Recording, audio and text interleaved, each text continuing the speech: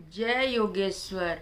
मैं रीना कुमारी सिंह श्रीमद् भगवत गीता के 12वें अध्याय में भगवान के द्वारा वर्णित धर्मामृतम के 36 गुणों में 12वां गुण मैर्पित बुद्धि के अंतिम एपिसोड के बारे में बताने जा रही हूँ। प्रत्येक व्यक्ति सृष्टि के संबंध में दूसरे के बारे में दूसरे से दुस्वार्थ उपयोगी तर्क करता है, परंतु अपना जीवन अपने अंदर के विषयों और प्रक्रियाओं के बारे में तर्क नहीं करता। उसका तर्क भौतिक वस्तु संबंधी होता है, आत्मिक नहीं। इसीलिए विषयों के संबंध में तर्क न कर विषयी के संबंध में तर्क करना चाहिए तथा सृष्टि विषयक तर्क के बजाय जीवन संबंधी तर्क होना चाहिए।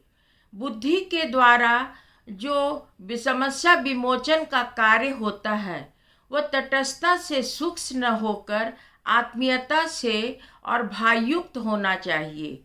उसी प्रकार चिकित्सक वृत्ति विध्वंसक न होकर रचनात्मक होनी चाहिए। जीवन के संबंध में जब तक रचनात्मक चिकित्सा युक्त विचार नहीं होता तब तक उसे भगवत स्पर्श नहीं होता। सृजनशील बुद्धि को जीवन संबंधी सृजन करना चाहिए। ऐसी बुद्धि को भगवान अपना निवास बना लेते हैं और उसका निर्णय और कामना भगवान करते हैं तथा उसका उत्तरदायित्व भगवान का ही हो जाता है। गीता में गीताकार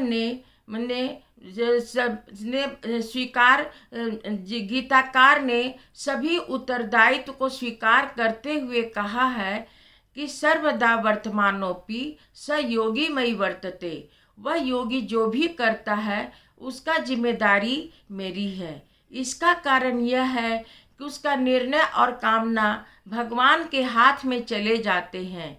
ऐसे तो हम भी कहते हैं कि भगवान राखे तेम रहिए, भगवान राम जैसे राखे वैसे रहना चाहिए, परंतु हम मजबूरी में कहते हैं।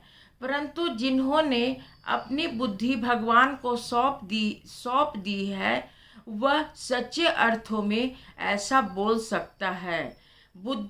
जिस बुद्धि ने कामना और निर्णय अपने हाथ में रखा है उसे भगवान स्वीकार नहीं करते।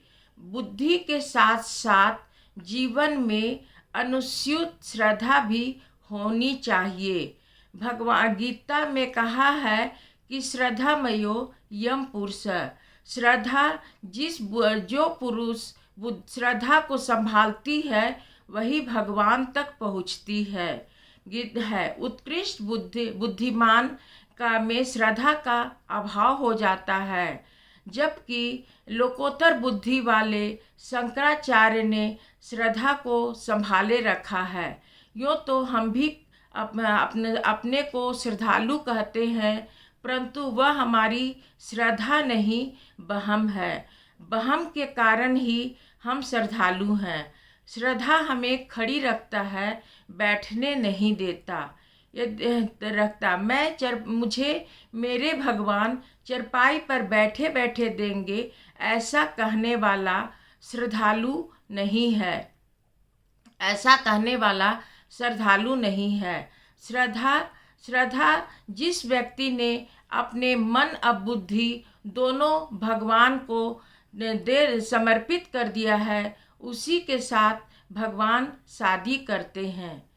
यह शर्त बहुत कठिन है, लेकिन विश्व के बादशाह के साथ संलग्न होना हो तो यह कोई सामान्य बात नहीं है। हमारे यहाँ यदि एक रात के लिए कोई रहने आता है तो हम 10 बार सोचते हैं कि उसे अपने घर में रखें या नहीं। शास्त्रकार भी कहते हैं कि जिसके शील गुण का पता न हो उसे नहीं रहने देना चाहिए। यहाँ तो विश्वपति को विश्व शक्ति के साथ जुड़ना है तो पूर्ण तैयारी होनी चाहिए। मैर पिता मनोबुद्धि भगवान कहते में मन और बुद्धि मुझे अर्पण कर। भगवान के साथ शादी करने के लिए 36 गुणों को अपने जीवन में लाने का सभी को प्रयत्न करना चाहिए। धन्यवाद। यदि यह एपिसोड अच्छी लगी हो तो लाइक और सब्सक्राइब अवश्य कीजिए।